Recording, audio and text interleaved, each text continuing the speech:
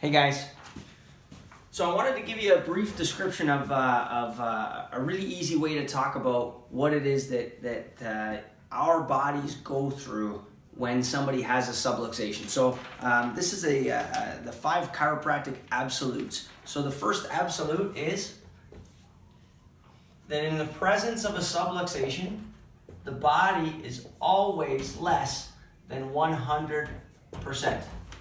Right? The body always works less than 100%. So if your brain talks to your entire body through the nervous system, right? Is that the body and the brain controls all function, all healing, and all recreation of new cells. Well, that means that all function, all healing, and all recreation of new cells is always going to be less than 100% function in the presence of a subluxation.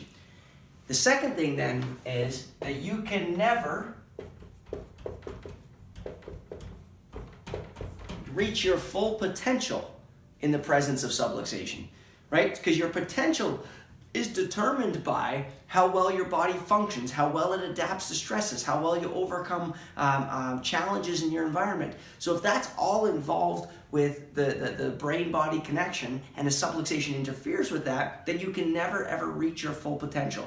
But what that looks like in different people can be completely different. Like somebody's not reaching their full potential could look like them having trouble getting out of a chair. Or it could look like them having trouble, walking from here across the room. For other people, it could end up as, they run their 5K time in an extra 30 seconds compared to what they otherwise could. The third one is that there is no alternative. There is no alternative to chiropractic care.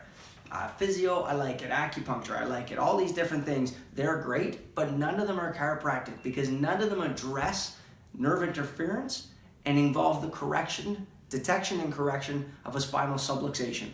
Something that's interfering with the way the body functions, heals, and recreates. So I like all that other stuff, but it's never an alternative. And chiropractic is not an alternative form of medicine. They call it alternative care. Well, alternative means another way of trying to accomplish the same thing. But that's not what chiropractic is. Chiropractic is completely and philosophically unique. It's completely different. It's not trying to accomplish the same thing as medicine. It's trying to help your body function at 100%.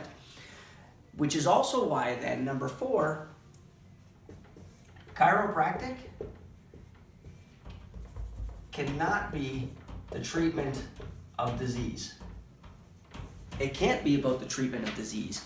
Because if it's about the treatment of disease, that involves 2 things. Number 1, that involves waiting until the disease forms in the first place. That's not what it's about. And number 2, it's waiting until the disease forms and then trying to do something to take away the symptom. That's not what it is. It is about the treatment of dis-ease, which is a lack of ease, a lack of balance, a lack of harmony in the body. When the body's no longer in a state of ease, automatically the body can't function, heal, and recreate the way it was designed. That's what it's about. And your 5th one is your innate intelligence always knows more than your finite educated mind.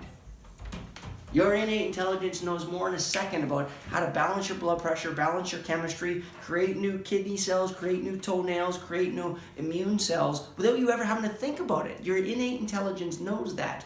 The conduit for the movement or flow of innate intelligence through the body, from the brain through the spinal cord, is in your back. The healthier your back is, the better that innate intelligence can function, heal, and recreate. But we have to recognize that in all circumstances, your innate always works for the betterment of your body as a whole.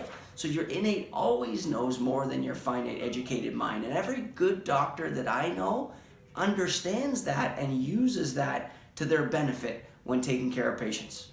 All right? Chiropractic, those are the absolutes. Subluxation always causes the body to work at less than 100%. You can't reach your potential in life without regular chiropractic care. There are no alternatives to chiropractic care. Chiropractic can never be an approach to treating disease, and the innate intelligence of the body can always run it better than your finite educated mind.